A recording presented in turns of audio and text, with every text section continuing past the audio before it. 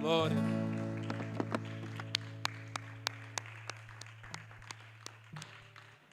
Glória a Deus. Meus irmãos, a paz do Senhor Jesus. Pode se assentar. Nós estamos em mais uma quarta-feira de alinhamento, de aprendizado da palavra do Senhor. E até que o Senhor nos tem concedido a oportunidade de estarmos na sua casa a fim de crescer em graça e em conhecimento.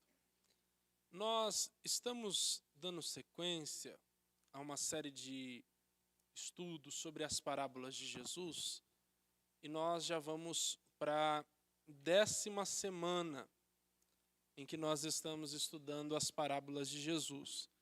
E na semana passada nós iniciamos um estudo sobre o capítulo 15 do Evangelho de Jesus segundo escreveu São Lucas, de 3 parábolas que estão interligadas.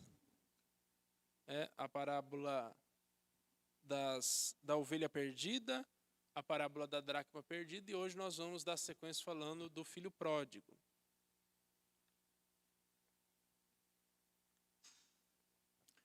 Então, para nós darmos sequência a esse assunto, glória a Deus. Abra sua Bíblia comigo em Lucas capítulo 15. Som. Ei, teste. Lucas 15, versículo 17, nós vamos ler essa porção da palavra de Deus. Lucas capítulo 15, do 17 ao 20, está escrito assim: E tornando em si, disse: Quantos empregados de meu pai têm abundância de pão, e eu aqui pereço de fome? Levantar-me-ei e irei ter com meu pai, e dir-lhe-ei: Pai, pequei contra o céu, perante ti, e já não sou digno de ser chamado teu filho. Faze-me como um dos teus empregados. E levantando-se foi para o seu pai, e quando ainda estava longe, viu-o seu pai, e se moveu de íntima compaixão e, correndo, lançou-se-lhe ao pescoço e o beijou. Amém? Glória a Deus. Eu quero falar com os irmãos essa noite sobre o caminho de volta. O caminho de volta. Enquanto eu estudava, eu percebi as experiências vividas pelo filho pródigo, né? E nós poderíamos falar tranquilamente, sobre a experiência do rap. Porque a primeira letra de cada uma das experiências que ele vive forma essa sigla, rap. Rebeldia, arrependimento e perdão. Mas, pensando bem, eu achei que não ia soar muito bem falar sobre a experiência do rap. Então nós vamos falar sobre o caminho de volta.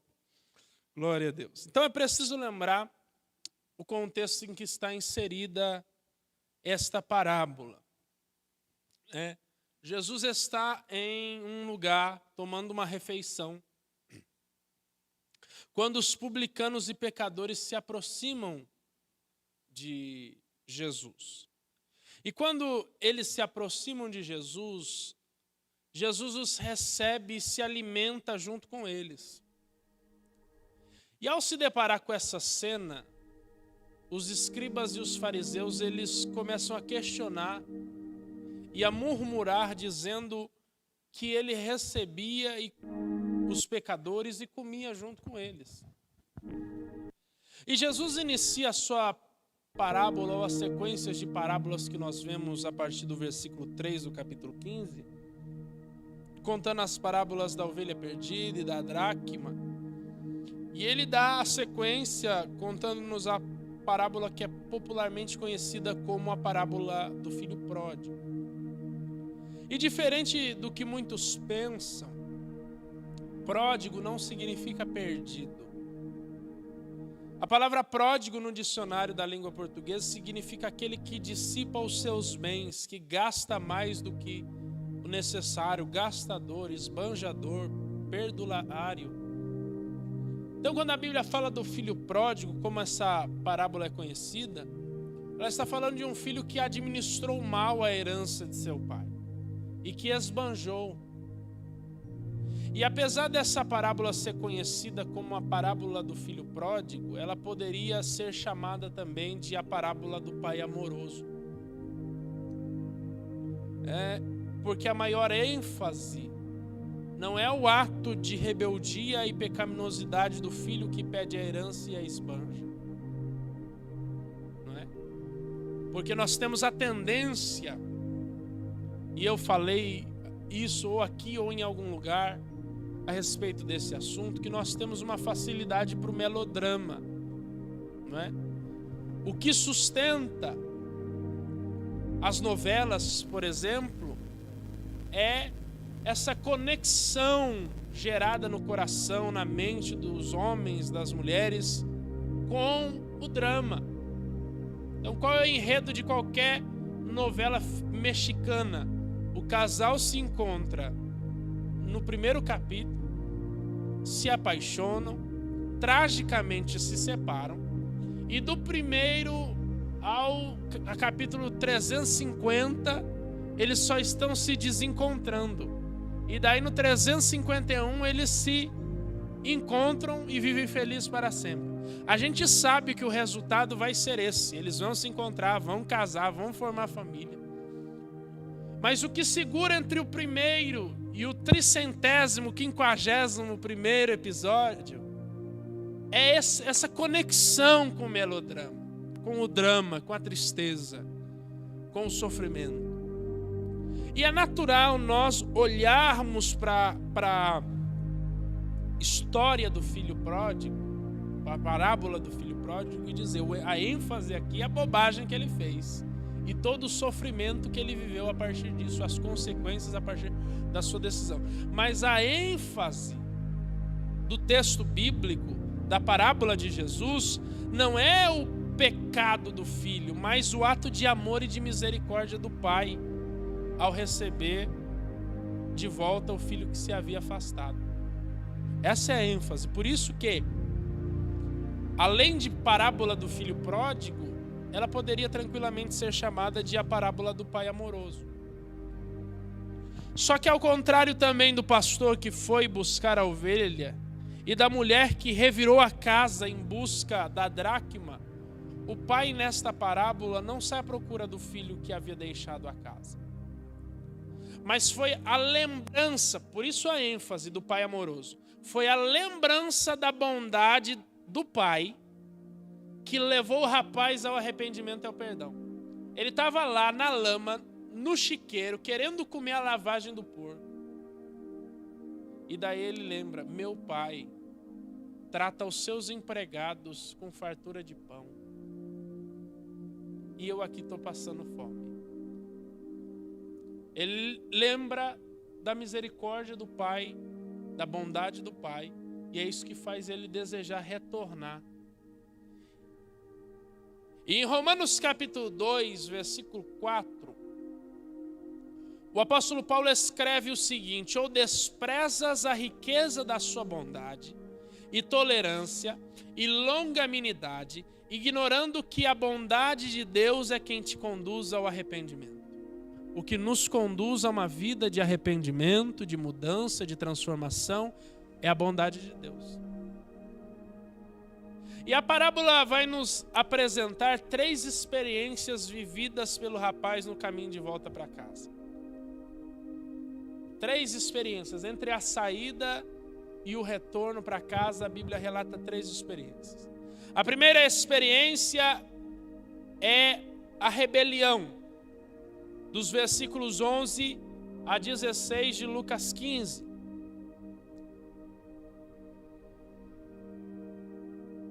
Que está escrito assim: e disse, um certo homem que tinha 2 filhos, e o mais moço deles disse ao pai, dá-me a parte dos bens que me pertence. E ele repartiu por eles a fazenda. Não é dinheiro, é fazenda, porque a herança eram propriedades. E poucos dias depois, o filho mais novo, juntando tudo, partiu para uma terra longínqua e ali desperdiçou seus bens, vivendo dissolutamente. E havendo ele gastado tudo, houve naquela terra uma grande fome e começou a padecer necessidades. E chegou-se a um dos cidadãos daquela terra, o qual o mandou para os seus campos para apacentar porcos, e desejava encher o seu estômago com bolotas que os porcos comiam, e ninguém lhe dava nada. Jesus começa a nos dizer que este homem rico tinha 2 filhos. E o mais novo chega para pedir a sua parte na herança. E é preciso pontuar que herança é algo que se deixa em vida para receber após a morte. Herança é algo que se deixa em vida para receber após a morte. Então eu deixo a herança para que após a minha morte os destinatários dessa herança a recebam. E isso nos fala um pouco da relação que o filho tinha com seu pai. Que apesar de ser um pai amoroso e misericordioso, recebeu do seu filho desprezo. Porque de certa forma o ato de pedir a herança do seu pai, com ele ainda em vida, passa um recado. Qual? Eu queria que o Senhor tivesse morrido. Ou ainda, para mim o Senhor já morreu. O filho está passando este recado ao pai quando solicita a sua parte da herança em vida. Para mim o Senhor já morreu. Então pode dividir. Eu vou para o meu canto, meu irmão faz o que ele quiser, porque para mim o Senhor já morreu. Me dá a minha parte. E além do ato de pedir a herança, o texto, no versículo 3, nos indica que após a divisão da herança, ele vende tudo para juntar em dinheiro e partir. Porque o pai reparte as fazendas. Isso significa dizer que, em vida, o pai veria as terras que estavam destinadas aos seus filhos sendo habitadas por pessoas estranhas, cujas quais compram a porção de terra do filho mais novo. O pai passa uma vida inteira trabalhando, construindo, labutando, chorando, suando, para conquistar uma porção de terra para dar aos seus filhos em herança. O filho chega pedindo herança ao pai ainda em vida, vende aquilo que o pai conquistou e o pai tem que ver a porção de terra que era do seu filho sendo habitada por pessoas estranhas. Sem falar que os filhos tinham obrigação, pela lei, de cuidar dos pais na velhice. E o filho simplesmente vira as costas para o pai. E apesar de toda a bondade do pai, ele o rejeita. O irmão consegue conceber essa ideia. Seu filho chegar para você e com as suas atitudes, com o contexto do que ele pede, falar, para mim o senhor já morreu. Vendeu o que você conquistou em vida para oferecer uma condição a ele após a sua partida. E ainda não cumprir com as exigências morais e legais de cuidar de você na velhice. É o que esse menino faz. E apesar de nós acharmos isso como algo distante da nossa realidade, principalmente a nós que vivemos praticamente dentro da igreja, tem muitas pessoas que viram as costas para o Pai, dia após dia. As pessoas, elas julgam tanto Pedro por ter negado a Jesus, como nós vemos em Lucas 22, dos 56 a seguir. Porque Pedro negou a Jesus. E Pedro virou as costas para Jesus quando ele mais precisava. Pedro negou não uma, duas, três vezes ele nega Jesus. E ele disse na ceia, no cenáculo: ainda que todos te abandonem, eu vou ficar contigo até o final. E em Lucas 22 ele vem e nega Jesus, como Jesus havia dito que ele o negaria. E a gente vem e questiona Pedro, porque Pedro negou a Jesus. Mas sutilmente as pessoas negam a Jesus todos os dias. Em atos de rebeldia, talvez não com as suas palavras, mas com as suas ações.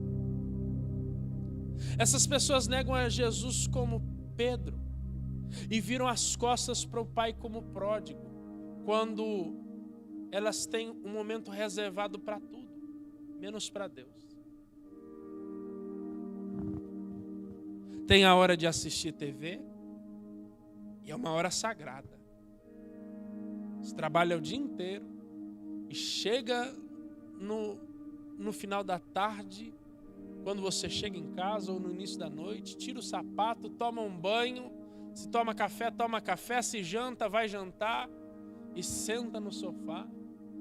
Tem algumas casas que até tem horário reservado. Não, os filhos não assistem nesse horário, porque esse horário é dos pais, que é sagrado, ninguém mexe, não atende o telefone, é o meu horário, é a minha série.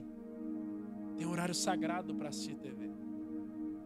Tem um momento para reservar para o sono, tem um momento reservado para dormir. E alguns, como eu, desligam o telefone ou colocam no silencioso, porque é hora de dormir. Tem hora para comer, e é sagrado.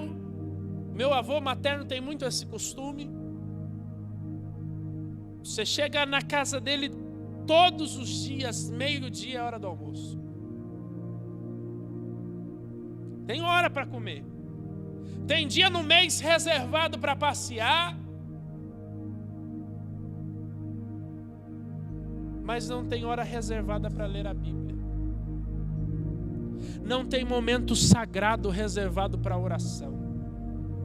Não tem dia da semana, sequer no mês, reservado para jejum. E cultua se quer e quando quer. E nada disso é pecado, irmão.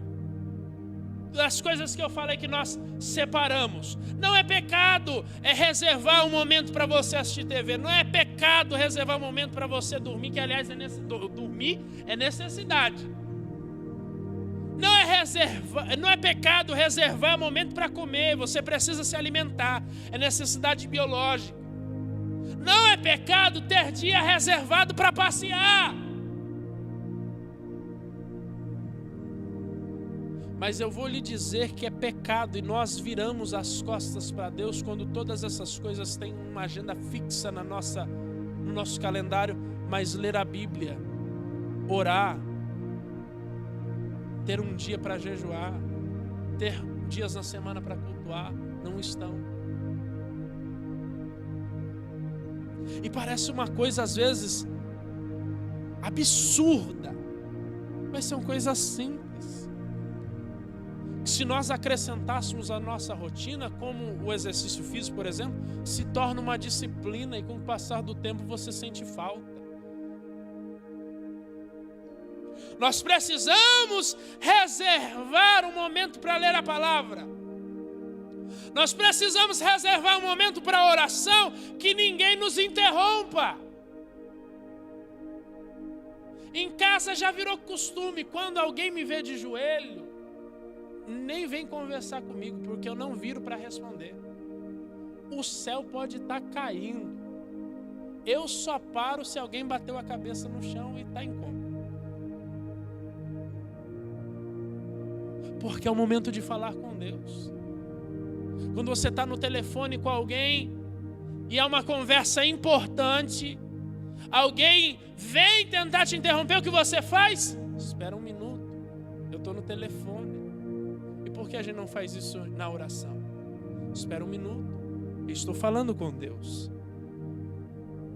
Quando eu olho para isso, nós percebemos como nós viramos as costas para Deus em coisas simples. Como Pedro virou as costas para Jesus, ou negou Jesus, ou o filho pródigo virou as costas para o pai, nós o fazemos quando em nossos negócios nós agimos com desonestidade.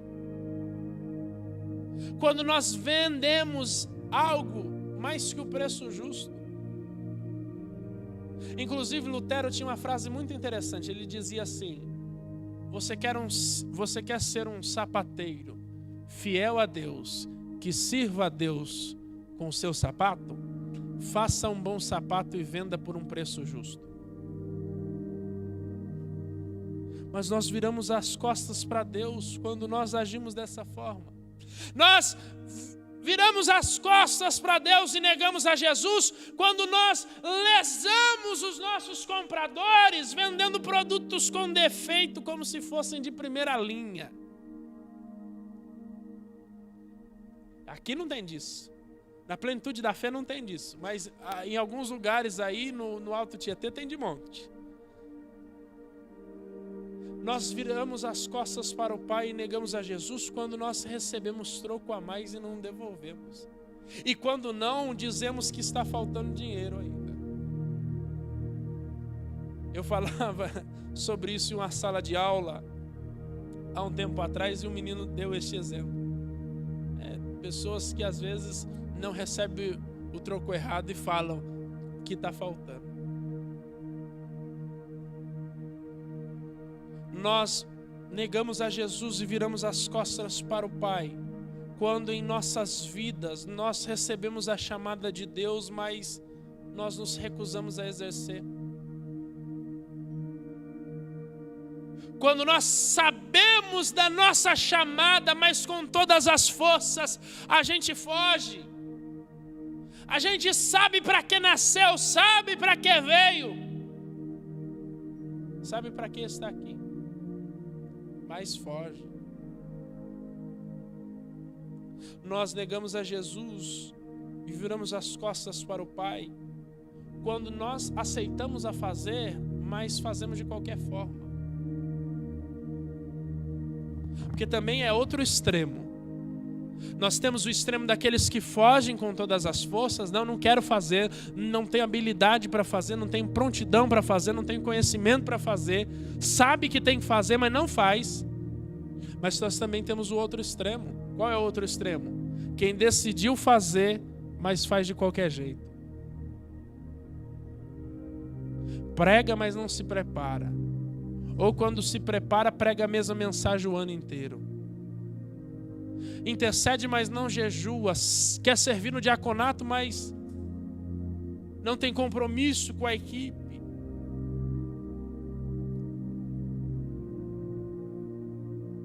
Nós temos aqueles que fazem de qualquer forma. Querem dirigir igreja, mas não se preocupam com as ovelhas. Não se preocupam com o ensino. Não se preocupam com a intercessão, não se preocupam com o discipulado. Esse é o outro extremo. E pode parecer que não, mas nós estamos negando a Jesus quando nós fazemos o que deveríamos fazer de qualquer jeito. Nós precisamos fazer as coisas com capricho, bem feito, fazer o nosso melhor. Qual é o melhor que você pode fazer? Qual é o melhor que eu posso fazer? Não é só aceitar, não é só receber a função, não é só entrar na empresa, é fazer o melhor. Até porque o apóstolo Paulo escreve, a palavra de Deus registra que quando nós trabalhamos, nós devemos servir aos nossos patrões como ao Senhor. Como nós estamos servindo a Deus na figura do nosso chefe, do nosso patrão, do nosso líder, do nosso pastor. Como nós estamos servindo a Deus? Como nós estamos levando a seriedade da nossa chamada, do nosso ministério? Ah, mas eu não tenho ministério, eu não estou envolvido. Você tem uma chamada, só não está exercendo. Porque no nosso corpo, todas as partes têm a sua função. O que não tem função no nosso corpo é corpo estranho e o corpo elimina. E a Bíblia nos chama de corpo de Cristo. Então não dá para ser corpo de Cristo e não ter uma função.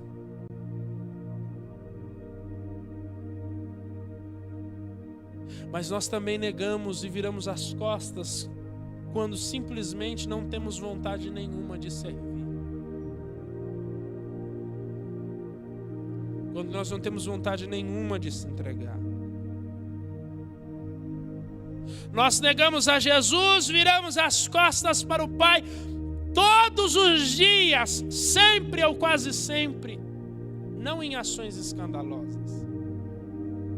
Porque a gente tem a tendência de achar isso, né? E aliás, a igreja evangélica no Brasil, ela destacou pecados escandalosos como sendo pecados inaceitáveis. Quando Deus lá de cima enxerga o que a gente considera escandaloso como aquilo que a gente não considera escandaloso como pecado da mesma forma.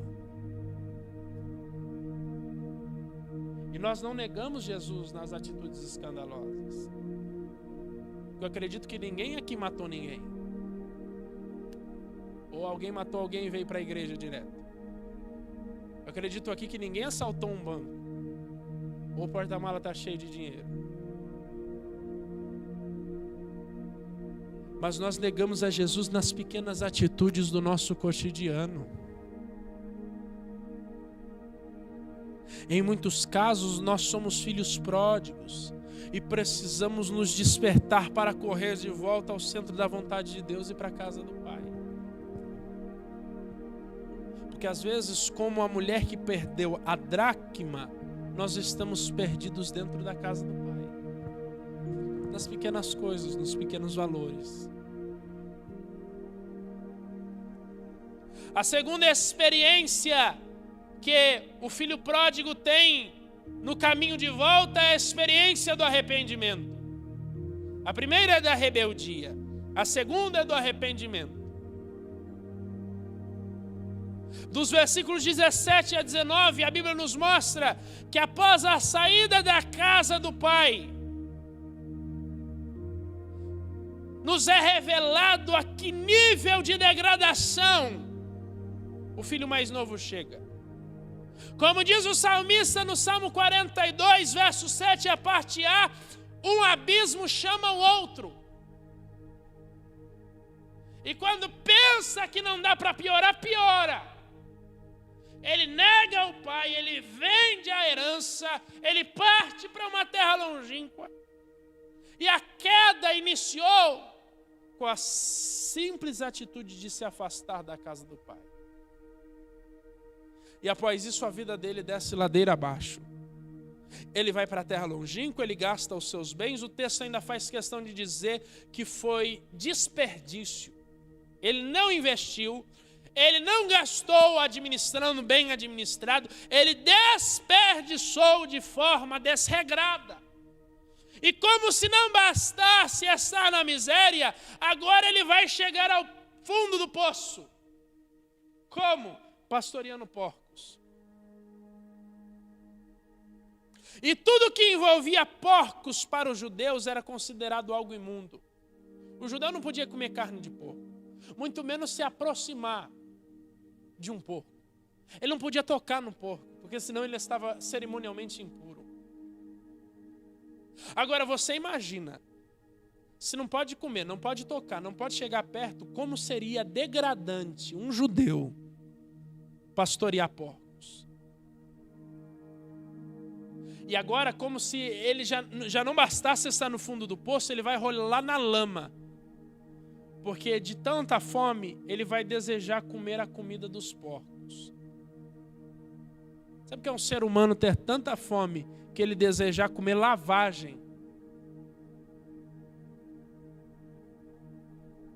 Só que no fundo do poço surge uma luz. Porque nesse ambiente tão humilhante e degradante, ele se lembra da misericórdia do seu pai. Ele cai em si e lembra como seu pai é bondoso. E que se ele se humilhasse na presença do pai, ele encontraria acolhimento. Ele não queria voltar à posição do filho, de filho. Apenas ele queria ser acolhido como servo.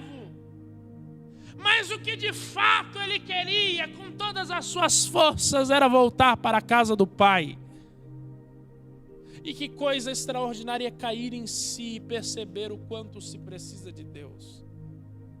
Que coisa maravilhosa é orar como Jeremias em Lamentações 5:21, quando ele diz: converte-nos a ti, Senhor, e seremos convertidos.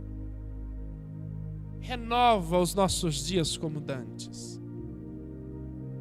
Quando Jeremias ora em Lamentações dizendo: converte-nos a ti, Senhor, e seremos convertidos, em oração ele está querendo dizer a Deus o seguinte: Senhor, nós, a nação de Israel, pecamos tanto, falhamos tanto, erramos tanto, e nos afastamos para tão longe do centro da sua vontade que nós não conhecemos mais o caminho de volta. Mas nós desejamos ardentemente retornar para o centro da sua vontade. Então nos busca, Senhor. Nos arrasta, nem que seja pelos cabelos, mas nos traga de volta. E aqui, Jeremias está lançando um princípio de ação causativa. Como assim? Em que a ação gerada pretende um resultado. Só que o indivíduo que gerou a ação é tão poderoso que a ação dele vai gerar o resultado esperado.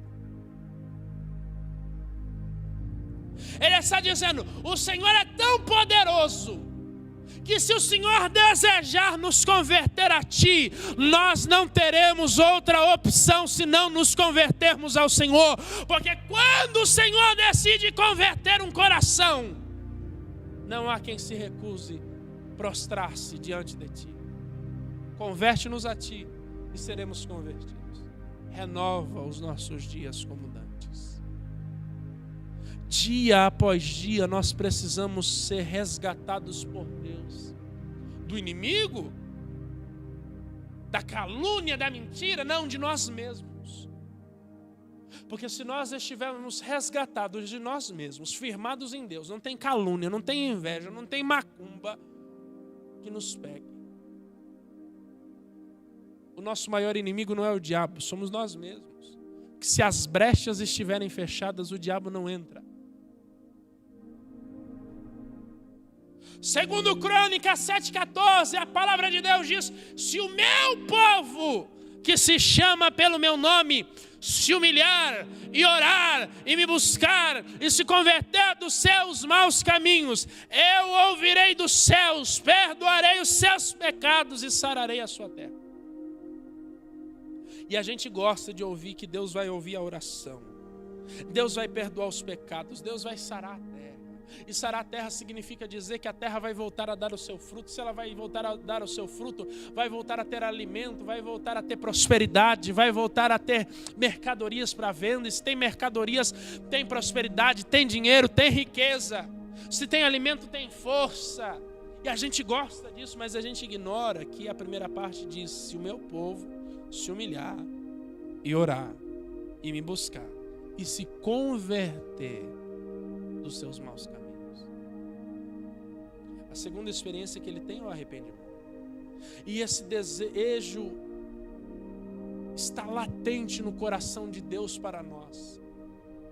O arrependimento genuíno, a conversão verdadeira dia após dia. Deus deseja que nós nos convertamos. Por isso ele vai dizer através do profeta Joel, em Joel capítulo 2, versículo 13: rasgai o vosso coração e não as vossas vestes. Convertei-vos ao Senhor vosso Deus, porque Ele é misericordioso, compassivo, tardio em irar-se, grande em benignidade, e se arrepende do mal. Nós precisamos nos arrepender e nos voltar para Cristo dia após dia. E isso é algo que precisa estar claro na nossa mente. A nossa entrega a Jesus não acabou no dia em que nós levantamos a mão e recebemos a Jesus, no dia da nossa conversão. Dia após dia nós precisamos confessar a Jesus como nosso Salvador e nos arrepender de nossos pecados. O processo de conversão é um processo diário. Dia após dia nós precisamos fazer o apelo a nós mesmos e nos entregar a Jesus. É acordar todo dia de manhã e dizer: eu preciso me entregar a Jesus. E se entregar. É dobrar o joelho dia após dia. Eu não estou falando que você vai ter que vir à frente todo culto em que fizerem o apelo para você voltar a Jesus. Não. O que eu estou falando é que nós precisamos reconhecer que Jesus é o nosso Salvador dia após dia. Porque simplesmente nós não somos obra acabada. E quando a gente relaxar, a gente despenca. Porque o apóstolo Paulo diz: quem cuida estar em pé, olhe para que não caia. Nós precisamos nos arrepender. Nós precisamos nos entregar. E quando a gente olhar para certas situações, às vezes a gente olha para alguns testemunhos e diz: Jesus, eu preciso aceitar Jesus de novo. Porque realmente a gente precisa aceitar Jesus de novo. Quando você sentir essa vontade no seu coração, corra e vá aceitar Jesus de novo. Porque a gente precisa se converter todos os dias, todos os momentos. Porque o nosso coração é ruim, a gente é ruim. Mas Deus está de braços abertos para nos receber. A terceira e última experiência vivida pelo filho pródigo foi a experiência do perdão. A primeira experiência foi a experiência da rebeldia, a segunda a do arrependimento e a terceira experiência do perdão.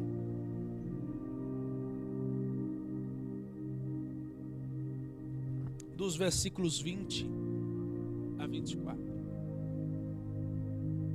Após ouvir a história até aqui, imagine os irmãos a cena. Jesus está na mesa, está lanchando, está tomando a refeição, cercado de publicanos, pecadores, seus discípulos, os fariseus, os escribas, e ele está contando essa parábola.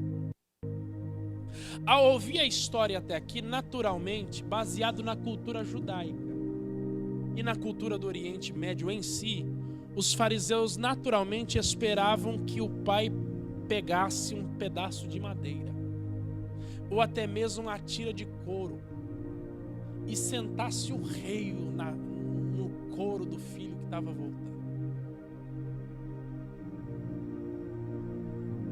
Porque a relação de desonra que o filho teve com seu pai até aqui era digna de apedrejamento pela lei judaica.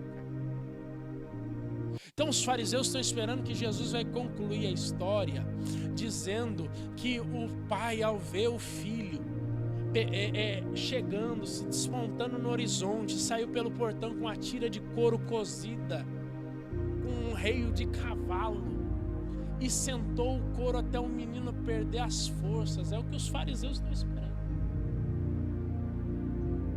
Ou que o pai chamou seus servos para apedrejar o filho e matar ele antes de entrar pelo portão para a residência. Mas a reação deles, imagino eu, que foi no mínimo ficar de boca aberta ao descobrir que o pai se move de íntima compaixão pelo seu filho, que ao chegar ao seu portão totalmente arrependido, arrebentado e arrependido,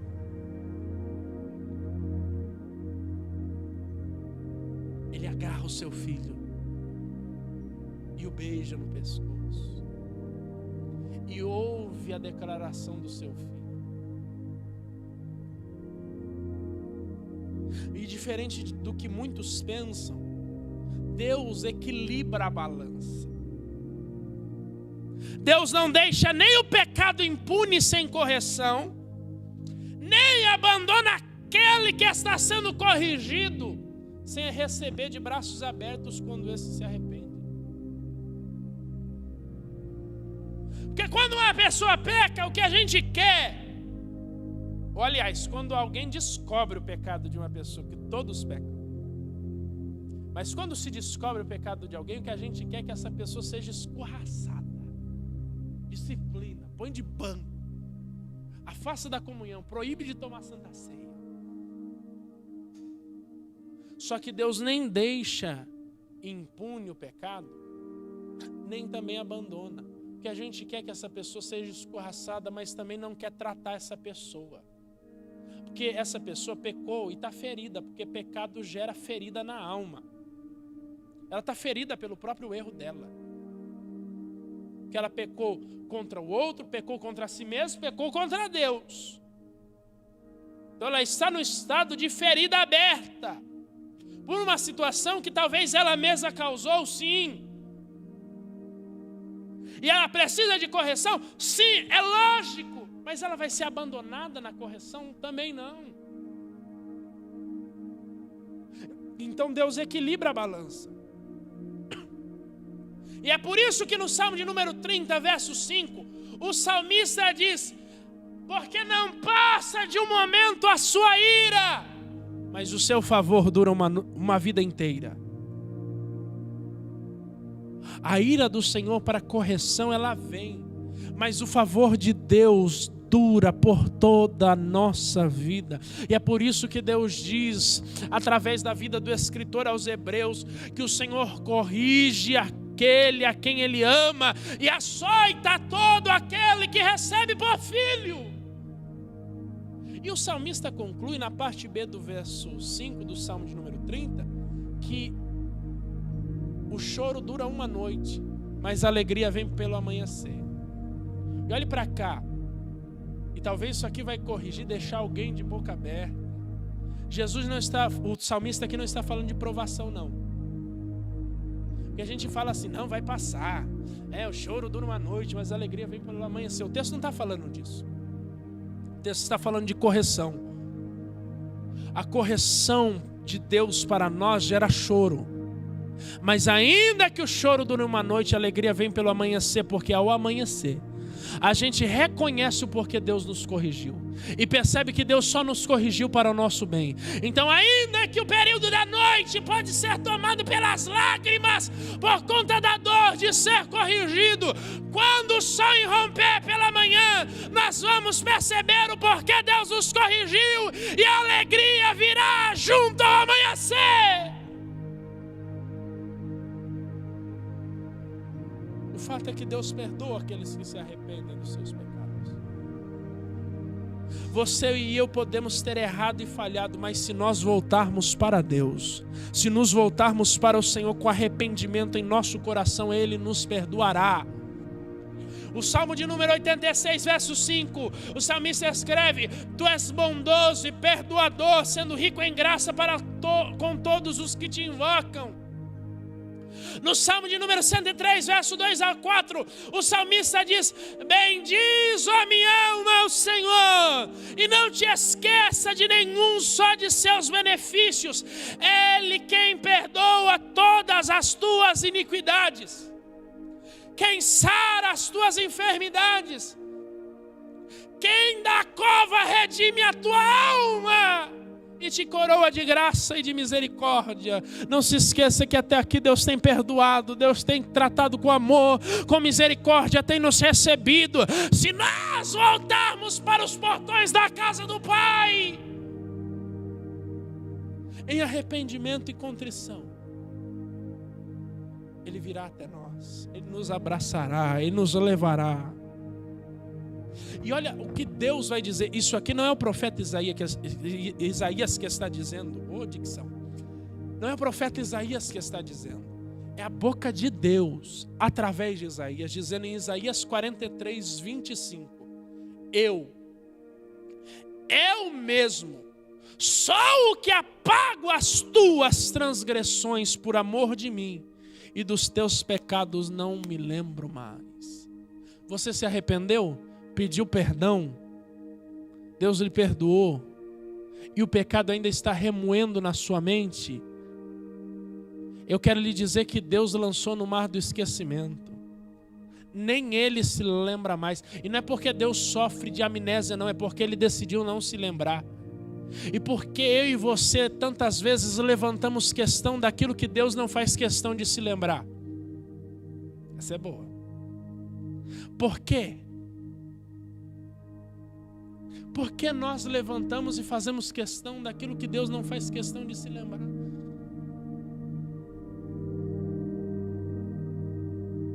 arrependa, peça perdão, mas não deixe o que você fez te martirizar, porque Deus já lançou no mar do esquecimento. E se nós nos arrependermos, Deus nos acolherá e nos perdoará. É o que nós vemos no capítulo 15, versículo 22 a seguir, do capítulo 15 de Lucas. Aliás, se você puder projetar para mim, Terezinha, o versículo 21 do capítulo 15, eu quero que vocês acompanhem comigo essa leitura. Lucas 15, 21. Olha só.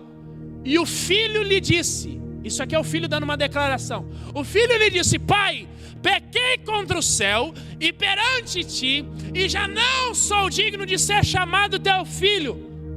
Agora projeta o versículo 22, por gentileza. Os irmãos estão lendo isso daqui? O pai simplesmente ignorou. O pai ignorou o que o filho está dizendo, porque o filho queria voltar para casa e ser tratado como servo. Ele diz: eu pequei contra ti, pequei contra o céu, eu só quero que o Senhor me receba por servo. O pai ignorou. É como se ele virasse as costas para o filho e dissesse assim: ele está falando bobagem, ele não vai ser servo não. Pode trazer depressa a melhor roupa e vestilho, e ponde-lhe um anel na mão e sandália nos pés. Ele se arrependeu, ele voltou para cá, mas ele quer assumir uma posição menor do que aquilo que eu reservei para ele. Mas eu reservei a posição de filho, e ninguém vai roubar a posição de filho.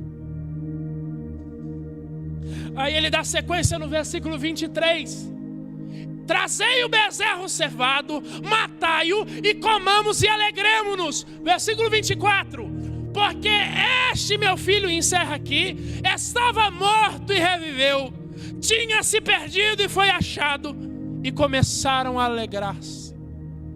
É como Deus deseja nos receber, quando nós nos arrependemos. Quando nós nos arrependemos. O caminho de volta é esse. As experiências que ele passa são essas: rebeldia, arrependimento e perdão. Talvez por muito tempo nós passamos pela experiência da rebeldia, mas Deus está nos chamando a uma experiência de arrependimento, porque ela resultará obrigatoriamente na experiência do perdão. Por quê? Porque Deus é rico em misericórdia. E Jeremias vai dizer em Lamentações 3, 21, salvo engano, que as misericórdias do Senhor são as causas de não sermos consumidos todos os dias, porque as suas misericórdias não têm fim, se renovam a cada manhã, e grande é a sua fidelidade.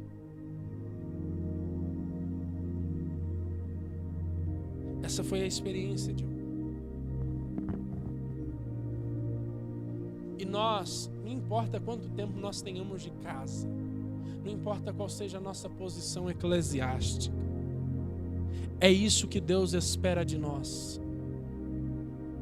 Nós nunca vamos estar tão experientes e maduros na fé que nunca vamos precisar de arrependimento e perdão da parte de Deus. Muito menos a nossa posição, a posição que nós ocupamos, nos impedirá de errar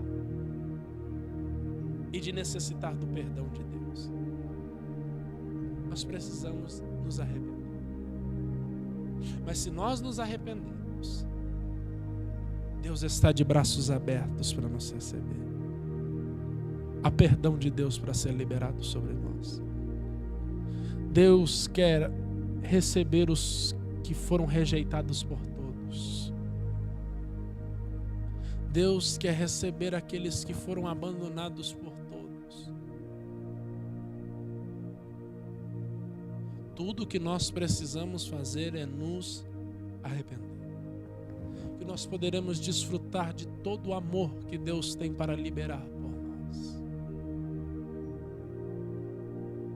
O que tem nos afastado? Ou o que nos tem feito negar ao Pai? Porque alguém pode olhar e dizer assim: não, mas eu nunca saí da igreja, nunca perdi uma santa ceia.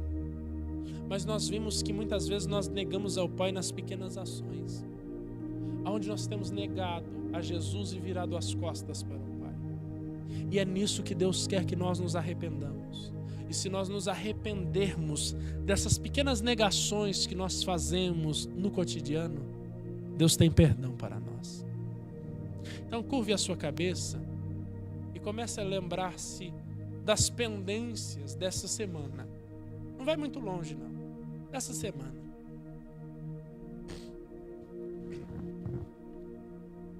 E de cabeça curvada, comece a pedir perdão a Deus. Mas não peça perdão, Senhor, por todos os meus pecados, amém. Não, não, não.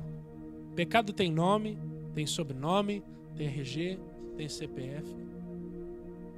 E Deus vai lhe tratar com misericórdia. Deus vai lhe tratar com amor. Deus vai lhe tratar com benignidade. Então comece a falar com Deus. Agora é seu momento particular com o Senhor. Agora é o seu momento tete a tete com Deus. Você não precisa gritar. Você não precisa confessar para toda a igreja. Você precisa falar com Deus. Você precisa dizer ao Senhor. E na medida em que você confessa com sinceridade e pede perdão, sinta o amor de Deus lhe abraçar onde você está. Há uma graça do Espírito Santo que flui sobre nós aqui essa noite.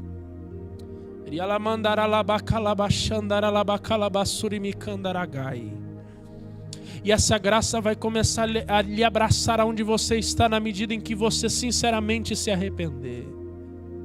Talvez você está na sua casa e por algum motivo não pôde vir essa noite, mas está nos assistindo. A graça de Deus lhe visita onde você está, para lhe resgatar da condição em que você se encontra, para que na semana que vem você esteja aqui, na comunhão juntamente com o Pai. Deixe a graça de Deus lhe abraçar onde você está. Se você sentir vontade de chorar, permita que o Espírito de Deus limpe o seu coração. Talvez este erro, esta falha, tenha te feito sentir incapaz de estar na presença de Deus. Mas hoje o arrependimento vai quebrar a barreira do teu relacionamento com Deus. Deus está pegando a tua confissão, liberando perdão e lançando no mar do esquecimento. Então vai falando com Deus, vai orando ao Senhor.